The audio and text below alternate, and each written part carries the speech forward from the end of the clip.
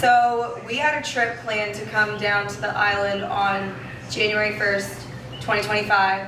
And I knew that I needed to bring Kenny's Christmas gift with me. So I was like, I'm gonna have to get really creative here. So we were down at the beach and I was like, I think today is the day that we try to write the Kenny song. And I didn't know if I was gonna write it like as a duet or if I was just gonna write a song about the tour or whatever it was, but we ended up writing Kenny into the second verse. It sounds like a Kenny Chesney song, and it's just really authentic to the story of what happened. The first verse is me getting ready for the concert in 2018. I was a sophomore in college when I went and saw him in Atlanta, and the second verse comes around and says, 7 years later, got a different point of view, which obviously 7 years later, I was on tour with Kenny Chesney, so I said on stage every night. It was such a full circle moment. We all loved the song. I had no idea if Kenny was gonna like the song, but I was like, I'm gonna write it down on a piece of paper and that'll be my gift to him, and I'll play it for him when we get there. And we got here, and like for the first 4 hours, I was being so weird because I knew I had to show him the song, but I was so nervous because I'm like, how do you show Kenny Chesney, who has 8 million hits, a song that you wrote? He ended up loving it, and then we listened to it like 8,000 more times that trip, and I'm just grateful that my songwriters and I captured what I feel like the vibe was of that tour. It was really special, and it really did feel like you had to be there moment, because whenever I talk about it, I feel like I can't capture how amazing it was. I don't know, what did you think? You're copying my pose? Yeah. Yeah, I am. The first time I heard it was right over there at the bar, and when it was over, I just did this. I said, play it again, play it again. And you're right, we played it like 8 times in a row. And I couldn't believe it because it was a true postcard, if you will, of everything we experienced on the road. The ups, the downs, the Miami trip.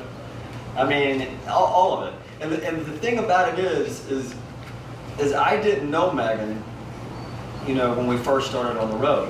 I went to breakfast one time with her. I felt like, well, if I'm going to be on the road with Megan all summer, I need to meet her before the first show.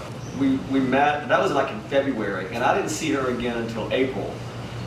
And it was just little by little, every week, Megan, along with her whole road crew, we just became really great friends. And you never know if that's going to happen or not. So when you hear someone that went out on the road with you that cared so much about it, and cared so much about the experience and what it meant to them to be up there on stage. But the thing about Megan and her crew, after she got off stage and before she was on stage, they were all on the side of the stage, soaking it all in. And soaking it up and breathing it in, if you will. Yeah, soaking it up and breathing it in. But it just meant a lot to me. And for someone, for the tour and the experience of being out there all summer, and then, to care about the friendship that much, to sit down and give me a piece of their heart and a piece of their soul that we in turn together get to give the world. And I think that's a very special thing. And nobody, as far as I know, nobody has ever written a song for me. And if that's true, I'm really glad that you had to be there as the first one. I absolutely love it. I absolutely love it. And it seems authentic for me to sing on it, right? Yeah.